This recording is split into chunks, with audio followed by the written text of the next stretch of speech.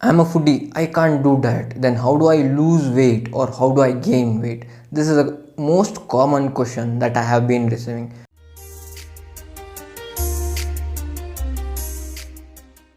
Now, before getting into this particular topic, let us understand the definition of diet.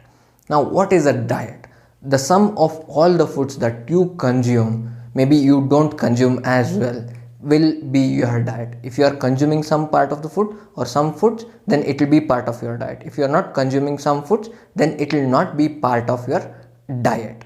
Now, this is what I understand from people when they say basically that they are a foodie. They have some sort of love to certain types of foods, and they are very fond of eating or consuming some specific foods, or maybe they even try and love to experiment with the foods that they consume.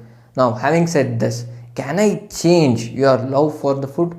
I'm not the one who can comment on it. But having said this, can you try out healthy alternatives for each and every food that you prepare? Definitely a big yes if you have the mindset. What do you feel when you see this particular pic? Is it tasty? Is it healthy? Now, what if I tell you, while preparing this pizza, it was made out of coconut flour and maida was not used? Hey, come on, man. Then you tell me that it's not tasty. In fact, to be specific with you, it was the most tastiest pizza that I have ever had in my life. It was all because of the spices that were added. Now look at this another photo. Do you think it is healthy? Do you think it is tasty? It definitely depends on the filling that has been added inside of it. So now, if you are a foodie, can you find out healthy alternatives for each and every food that you consume or the ingredients that you basically use? I believe, like I mentioned earlier, it's a big yes.